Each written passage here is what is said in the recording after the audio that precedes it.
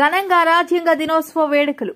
ముఖ్య అతిథులుగా టీడీపీ రాష్ట్ర కార్యదర్శి బోండా జగన్నాథం, గాజువాక నియోజకవర్గం 87వ వార్డు పరిధి వడ్లపూడి అంబేద్కర్ కాలనీలో రాజ్యాంగ దినోత్సవ వేడుకలు ఘనంగా నిర్వహించారు. ఈ కార్యక్రమానికి ముఖ్య అతిథులుగా టీడీపీ రాష్ట్ర కార్యదర్శి, స్థానిక వార్డు కార్పొరేటర్ బోండా జగన్ పాల్గొని ఈ సందర్భంగా ముఖ్య అతిథులు మాట్లాడుతూ రాజ్యాంగ సృష్టికర్త డాక్టర్ బాబాసాహెబ్ అంబేద్కర్ రాజ్యాంగాన్ని రచించి నేటికి 76 సంవత్సరాలు పూర్తి చేసుకుందని, పేద బడుగు వర్గాల కోసం అంబేద్కర్ ఎంతగానో శ్రమించారని అన్నారు. ఆయన బాటలోనే ప్రతి ఒక్కరూ నడవాలని ప్రజలకు సూచించారు. ఈ కార్యక్రమంలో వార్డు నాయకులు బెల్లంకొండ రాజన్నరాజు, దుగ్గపు రాజేంద్ర ప్రసాద్, జాన్ రమేష్ దాసు, చిరంజీవి, సుబ్బన్న, గాలి సాధురావు, గాలి రాజు, పుష్ప కుమారి, గాలి రమణమ్మ, గ్రామ మహిళలు అధిక సంఖ్యలో పాల్గొన్నారు. ఈ దేశ మహా గర్వించదగ్గవారు, అలాగే ప్రపంచ మేధావి డాక్టర్ బిఆర్ అంబేద్కర్ గారు మనకి ఈ రాజ్యాంగాన్ని ఇవ్వడం జరిగింది. ఈ రాజ్యాంగానికన్నా ముందు మనకి ఒక 3 రాజ్యాంగాలు మన ముందు అమల్లోకి వచ్చాయి, కానీ అవి ఆచరణలోకి రాలేదు. నెహ్రూ గారి ఆధ్వర్యంలో చైర్మన్గా ఒక రాజ్యాంగం, తర్వాత అని బెసెంట్ గారు, తర్వాత మహమ్మద్ జిన్నా గారు, వీళ్ళు ముగ్గురు రాజ్యాంగానికి ముందు కర్తలుగా ఉండి తయారు చేశారు. అది బ్రిటిష్ ప్రభుత్వం అమల్లోనికి తీసుకోలేదు. తర్వాత మన బిఆర్ అంబేద్కర్ గారిని చైర్మన్గా చేస్తూ రాజ్యాంగాన్ని ఆయన చేతుల్లో పెట్టడం వల్ల ఆయన మొత్తం సమన్వయం చేస్తూ ప్రజలందరికీ ఈ రాజ్యాంగాన్ని రూపొందించడం జరిగింది. ఈ రాజ్యాంగం రూపొందించి 26 తారీఖు నవంబర్న ఏదైతే రాజ్యాంగం బ్రిటిష్ వారికి అప్పగించినప్పుడు ఈ రాజ్యాంగాన్ని ఈ దేశానికి చాలా ముఖ్యమని చెప్పేసి వాళ్ళు అనుకొని అప్పుడు మనకి స్వతంత్రం ఇవ్వడం జరిగింది. ఈ రాజ్యాంగాన్ని అనుగుణంగా తీసుకొని దానికి మన మేధావి అయిన బిఆర్ అంబేద్కర్ మనకి ఎంతో దేవుడిగా, మన కులానికే కాదు ప్రతి ఒక్క కులానికి కూడా, బీసీ మైనార్టీలకి, ఎస్సీ వాళ్ళకి అందరికీ కూడా ఆదర్శపాయుడు. అంతేకాదు దీన్ని మన రాజ్యాంగాన్ని మనం సంరక్షించుకోవాల్సిన అవసరం ఎంతైనా ఉంది. ఈ రాజ్యాంగాన్ని కొంతమంది తమ స్వార్థం కోసం ఉపయోగించుకుంటున్నారు. అలా కాకుండా రాజ్యాంగం ఏవైతే హక్కులు ఇచ్చిందో హక్కుల కోసం మనం పోరాడి హక్కులు మనం కాపాడుకోవాలని డాక్టర్ బిఆర్ అంబేద్కర్ చెప్పారు.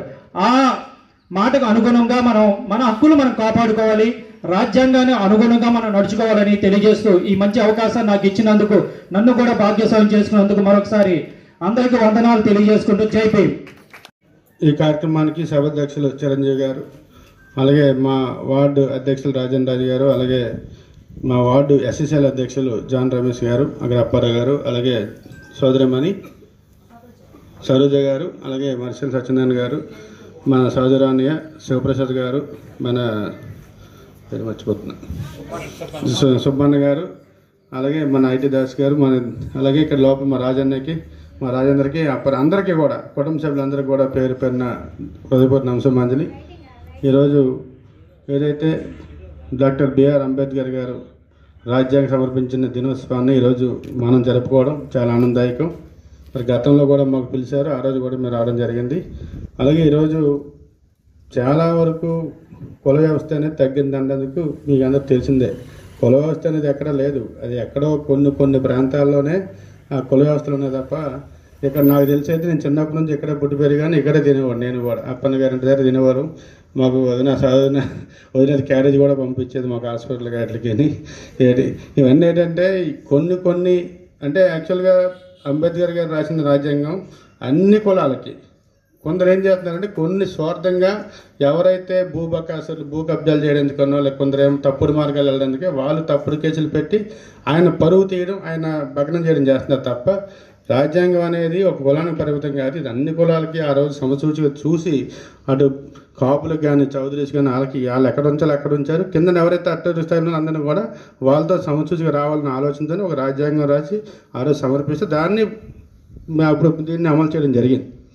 కాకపోతే ఇక్కడ మీకు ఉదాహరణకి అంటే వార్డు అభివృద్ధి తరగతుల విషయం కానీ, మొన్న ఈయన ఎస్సీసీఎల్ అధ్యక్షులు మాకు సిద్ధార్థ నగర్లో ఫ్యామిలీ తగులోనే పాపం ఎంటర్ అయితే మాకు అందరూ చెప్తే ఆ సిద్ధార్థ నగర్లో అంత కమ్యూనిటీ దళితులే, మహా అయితే ఒక కాపు ఒక చెట్టుబల్లి అనుకుంటా, బయట వాళ్ళు ముగ్గురు ఉన్నా, నేను, ఆవిడ రెండో భార్య, ఫస్ట్ భార్యకి 2 పిల్లలు, ఒక బాబు అనుకుంటా, ముగ్గురు, 2 ఆడపిల్లలు, ఒక బాబు అనుకుంటా, ఇద్దరు మగవాళ్ళు.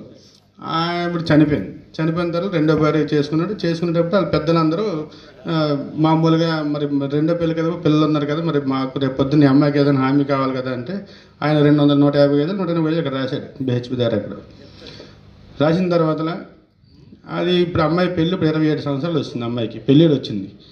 ఆ ఆస్తి రెండో భార్య కూతురికి, ఫస్ట్ భార్య పెళ్ళి చేశారు శుభ్రంగా, కొడుకు బ్యాంకులో ఉద్యోగం చేస్తున్నాడు, ఈవిడ మాత్రం పాప పెళ్లి చేయట్లేదు, ఈవిడ నిమిషిస్తున్నాడు ఈ వయసులో. అది అడిగాడని చెప్పి ఆయన మీద SC/ST కేసు పెట్టారు. దాంతోపాటు నేను పెద్ద మనిషికి నా మీద కూడా SC/ST కేసు పెట్టారు. అంటే ఎంత అన్యాయం అంటే, తప్పు చేసినవాడు అంటే దాన్ని ఎలాగ వాడాలి తప్ప. అక్కడ బాధాకర విషయం ఏంటంటే అదర్ క్యాస్టులు ముగ్గురే ఉన్నాం, అక్కడ కమిటీ 20 మంది 30 మంది కూర్చున్నారు, వాళ్ళ ఎవరి మీద కేసు లేదు, ఓన్లీ కక్ష. అంటే టీడీపీలో అక్కడ ఏమైందంటే మేము సిద్ధార్థ నగర్కి 1,25,00,000 రూపాయలు ఇచ్చాం, 50 లక్షల రోడ్లు కావాలి ఇచ్చాం, ఒక 50 లక్షల బిల్డింగ్, ఇంతకన్నా పెద్ద బిల్డింగ్ మల్టీపర్పస్ కమ్యూనిటీలు పెట్టాను. ఎందుకంటే పాపం ఎప్పటి నుంచో నాకు అడుగుతున్నారు, నేను గెలిచిన దగ్గర నుంచి అడుగుతున్నారు. కాకపోతే మన వర్గం కాదు, ఒక వర్గంగా క్రియేట్ అయిపోయి ముందు తిరిగేవాళ్ళు, వైసీపీకి పక్క ముద్ర వేసి తిరిగేవాళ్ళు. అయినా సరే మనం అక్కడ చిల్లర ఎక్విప్మెంట్ పెట్టాం, ఓపెన్ జిమ్ పెట్టాం. ఇవాళ 1,10,00,000 ఇచ్చినందుకు మాకు పార్టీకి గిఫ్ట్ ఏమి ఇచ్చారంటే SC/ST కేసు పెట్టించారు. అంటే అది అలాగే, అది కూడా కేసు ఎంక్వైరీ చేస్తే ఇందులో మేము లేము, మేము వాళ్ళతో మాట్లాడింది లేదు, పెద్దల్లో మాట్లాడిందే. కానీ విషయం ఏమవుతుంది, వాళ్ళు SC/ST కమిషన్ పెట్టారు, తప్పకుండా FIR వేయాలని చెప్పి చేశారు. ఎలా ఎంక్వైరీలు తీస్తారు తర్వాత విషయం చెప్తున్నాను. ఎందుకంటే ఇవాళ బాధాకర విషయం ఏంటంటే అంబేద్కర్ రాజ్యాంగం రాసేటప్పుడు పేదలను గొప్పలు చేయాలి, చాలా అట్టడుగులను కూడా పేద తీర్చిన మంచి ఆలోచన చేస్తే కొందరు స్వార్థపరులు, కొందరు మూర్ఖులు ఏంటంటే ఇలా దాన్ని అడ్డంగా పెట్టుకొని ఇలా చేయడం వల్ల ఏమవుద్ది, అక్కడ సిద్ధార్థ నగర్లో నాకు చాలామంది బాగా సుపరిచితులు, వాళ్ళందరూ బాధపడుతున్నారు. బాబు నీ మీద SC/ST కేసు పెట్టారంటే చాలా బాధ, మాకు సిగ్గేస్తుంది అసలు, దీన్ని ఎలా వాడారని చెప్పేసి వాళ్ళే బాధపడుతున్నారు. అంటే దాన్ని ఏంటంటే ఇవాళ ఏం చెప్తానంటే, నాకు తెలిసి సర్వసాధారణ చిన్న తప్పు కూడా చేయను, కానీ నేను బాధపడేది ఏంటంటే దానికి కొన్ని పేపర్లో నాకు గొడవలు ఉంటాయి, ఎప్పుడు ఏదో రాస్తాను ఉంటాడు, వాడు దాన్ని హైలైట్ చేసి సాక్షులు రాయించి అడగొడు చేసి ఏదైపోద్ది, నేను తప్పు చేస్తే అతను భయపడాలి. అంటే ఇవన్నీ నాకు తెలియని చట్టాలు కాదు. నేను చిన్నప్పటి నుంచి తిరిగేది కోర్టులను తిరిగేవాడిని.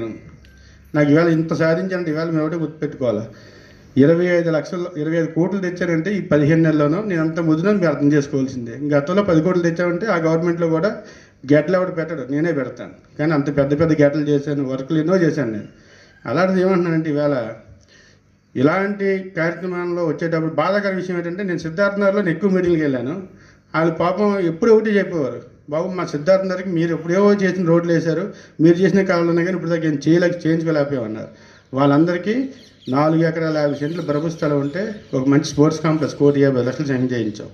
అక్కడ ₹1,00,00,000 పెట్టి 50 లక్షల రోడ్లు కాళ్ళు పెట్టాం, 50 లక్షల బిల్డింగ్ పెట్టాం, 28 లక్షలు ఎంత అనుకుంటా చిల్డ్రన్ ఎక్విప్మెంట్ని ఓపెన్ జిమ్ పెట్టాం, 17 లక్షలు. అంటే విషయం ఏంటంటే ఇవి కొన్ని అక్కడ చాలామంది నాకు తెలిసి ఉన్నారు, అందులో మంచి వాళ్ళందరూ ఒకటి ఉంటారు, ఒక 5-6 ఉంటారు. వాళ్ళు ఏం లేదు, అంబేద్కర్ ఏదైనా స్థలం ఏదైనా కనపడితే అంబేద్కర్ గుడికి పెడతారు పట్టుకెళ్ళి. ఇది ఎక్కడ ఏం చేయాలంటే ఇంకా అది ఇవాళ రాజ్యాంగం రాసిన ఆయన ఫోటో తీసుకెళ్ళి కూడా తప్పులో పెట్టేసి పరిస్థితి దిగజారిపోయారంటే అది మనం అర్థం చేసుకోవాల్సిందే. ఇవాళ అలాంటి మాట కూడా సిగ్గుపడుతున్నాం, ఎందుకంటే అలాంటి వాళ్ళందరూ కూడా మీరు కూడా చివరికి